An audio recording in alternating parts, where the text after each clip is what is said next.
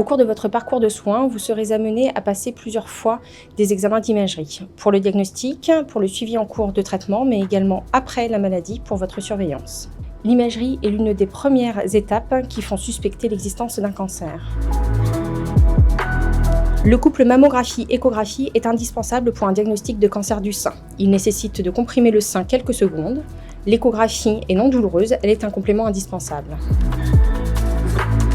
Le scanner est un examen rapide et indolore. Il nécessite l'injection d'un produit dans les veines pour mieux explorer certains organes. L'IRM est un examen indolore mais long et bruyant qui nécessite une immobilité parfaite. Ces examens permettent de fournir des hypothèses fiables et donnent des premiers éléments sur l'extension de la maladie dans le corps et les options thérapeutiques. Mais pour diagnostiquer formellement un cancer, il faut prélever un morceau de la tumeur et l'analyser au laboratoire par les anatomopathologistes. Cette analyse nécessite un temps d'environ 10 à 15 jours. Le prélèvement se fait sous anesthésie locale et est souvent guidé par les examens radiologiques. Dans le cadre de votre parcours de soins, votre médecin peut être amené à demander un examen de médecine nucléaire, comme une scintigraphie. Il s'agit d'examens qui utilisent des médicaments radioactifs, c'est-à-dire qu'ils vont émettre des rayonnements. Ce médicament vous sera injecté soit dans une veine, soit dans la peau au niveau du sein, et une gamma caméra viendra détecter les rayonnements émis par ce produit qui vous aura été injecté. Dans la phase initiale du cancer du sein, le repérage du ganglion sentinelle va permettre au chirurgien de le retirer sans toucher aux autres ganglions de l'aisselle, afin de le faire ensuite analyser au laboratoire. L'examen consiste à faire 2 injections dans la peau à proximité du mamelon. L'injection ne nécessite pas d'anesthésie locale car elle est en général peu douloureuse.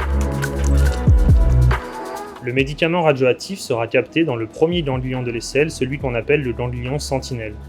Le ganglion est visualisé sous la machine et repéré par le manipulateur radio par un marquage au feutre dermique. Un autre examen pourra être réalisé, il s'agit du TEP scanner. C'est un examen performant pour évaluer l'étendue de la maladie à son début, évaluer l'efficacité et la réponse au traitement reçu, mais également diagnostiquer une éventuelle reprise de la maladie.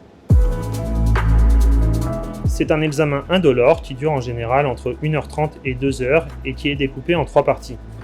La première phase consiste en l'injection dans une veine d'un médicament radioactif ressemblant au glucose et qui sera capté par les cellules cancéreuses.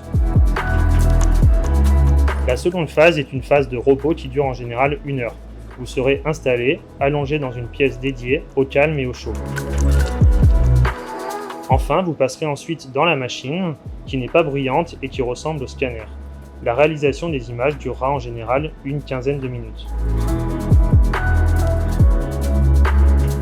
L'équipe de radiologie peut également intervenir dans la phase de traitement, notamment pour mettre en place des dispositifs implantables qui vont permettre de diffuser les traitements de chimiothérapie sans avoir à vous repliquer à chaque séance. Enfin, après la maladie, nous réalisons des examens de surveillance dont la fréquence est guidée par l'équipe médicale en fonction de votre maladie initiale.